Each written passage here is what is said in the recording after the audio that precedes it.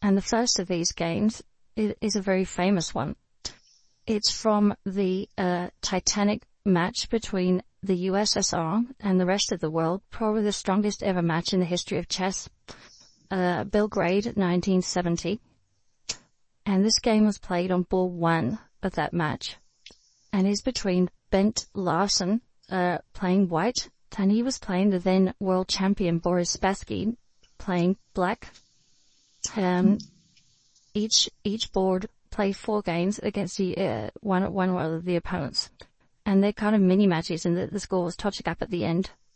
At that time, Larsen was vying with Bobby Fischer to be the strongest player in the world. Fischer had actually relinquished the chance to play ball 1 in that match because Larsen insisted that because he'd been playing more than Fischer, he had the right to ball 1. But this game was quite an amazing little game, given the background of that match and the strength of the players involved. And White's opening move set the tone. Pawn to b3. Quite an unusual opening. Not bad. Downright provocative.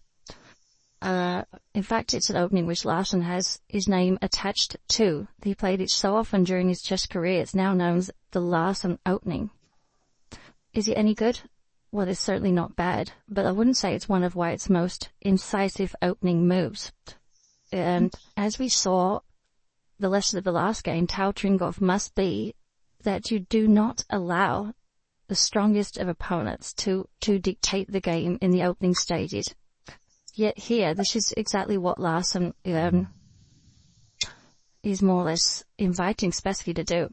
And I think it's a bad mistake. Well, anyway, Spassky, what about Spassky? Spassky was a universal player. He's able to play all positions well. That was his defining characteristic as a world champion.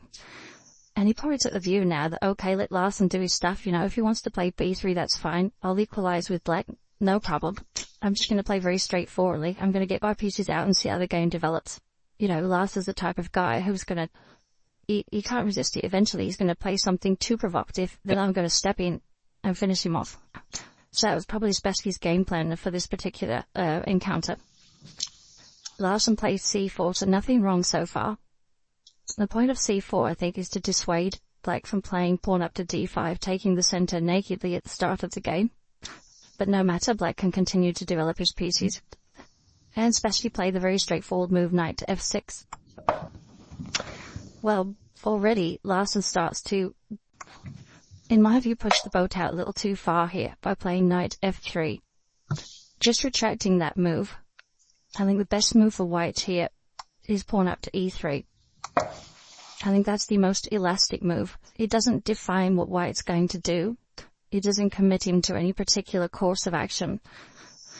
And importantly, it gives him a choice as to the way in which he wants to develop his minor pieces, and perhaps his queen and thereafter the rooks. Having played this rather provocative opening, it really is a bit much. It's asking a lot of white's position to play a move like knight f3. Because you're almost encouraging black to play a bad move. You're encouraging black to play a good move here. Now, a lot of players might be talked out of Spassky's next move on the grounds that, okay, you're playing Larsen, a fantastic player, you must have analyzed black's next move and so on and so forth.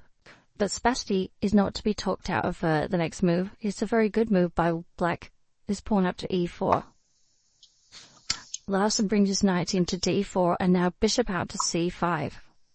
And this is very good play by black, because he's actually taking advantage of white's exposed piece on d4.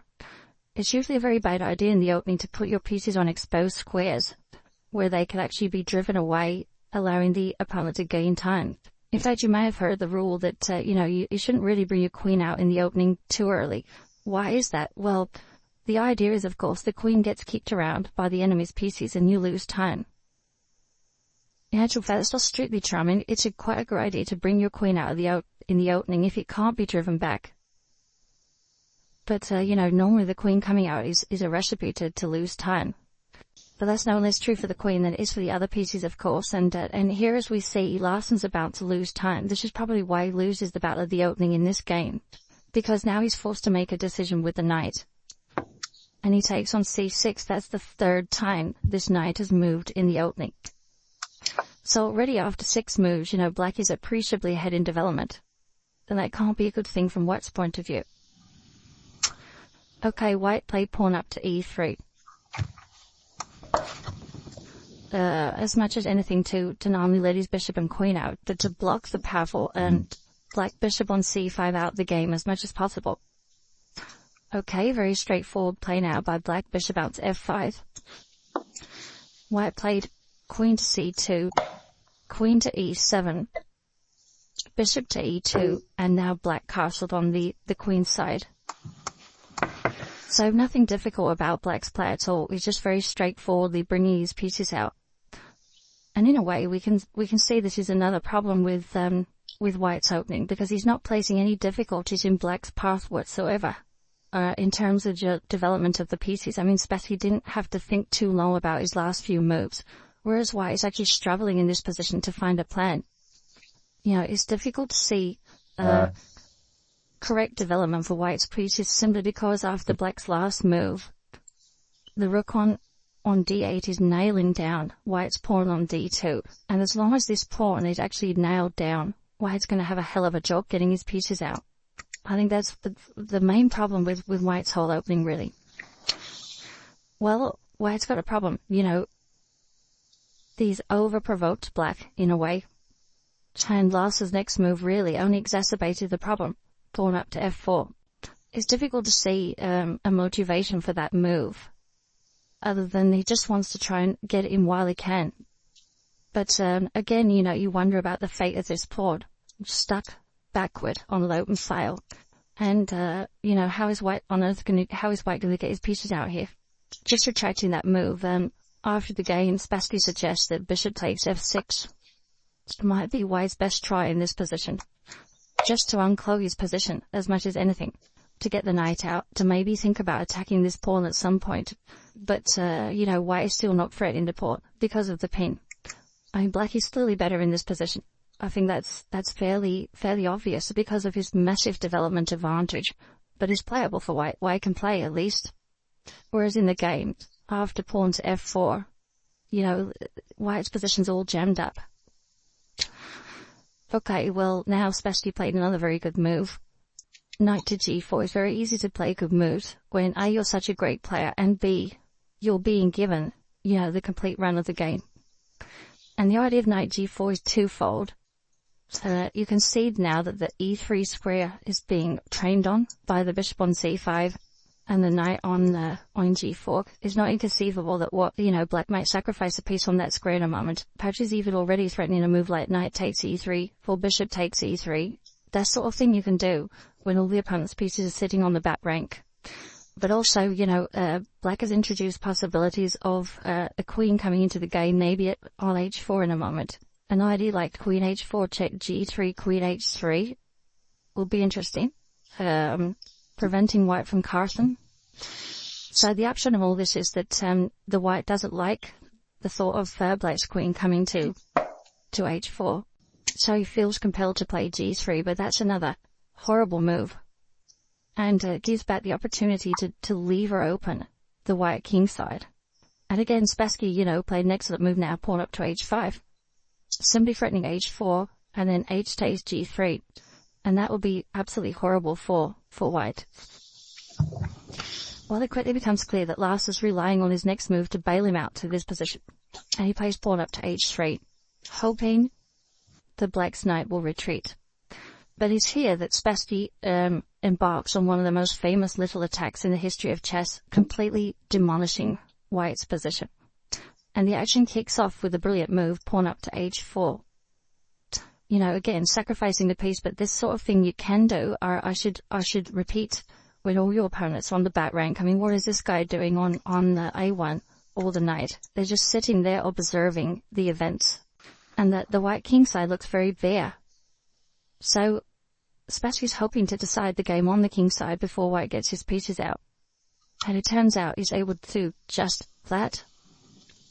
Okay, well, white's got to take this piece. He may as well be material up. If you're going to come under a withering attack, you may as well hope to withstand the attack and emerge material ahead. But of course, lines are opening up now. Rook to g1. just taking that move back.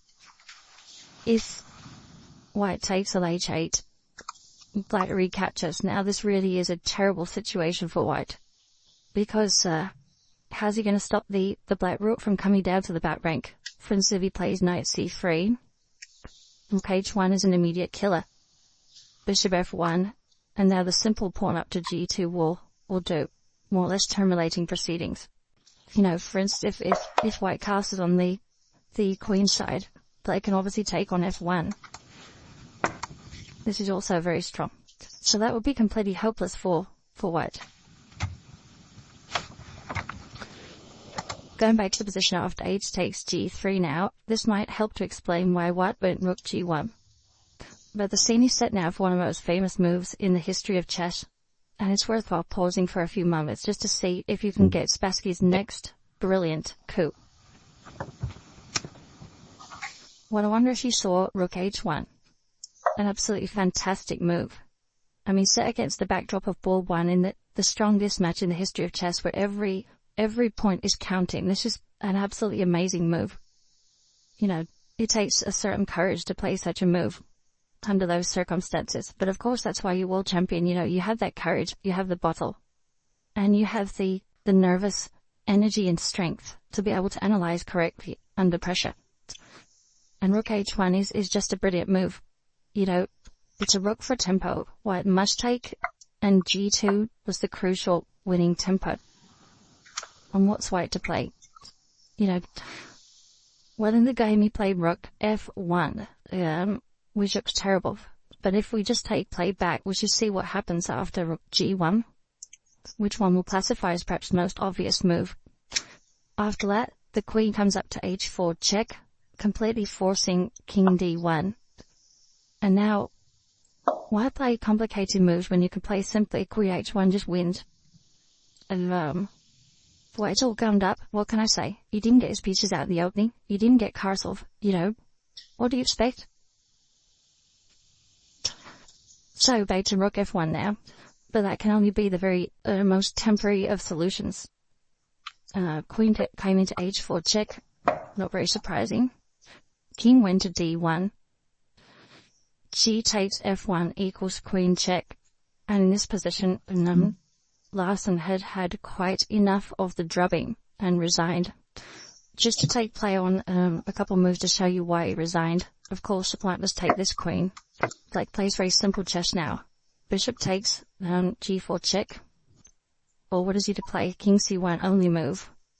Queen comes in to e1 check, queen d1, and now thank you very much. No wonder Larsen didn't want to see that on the board.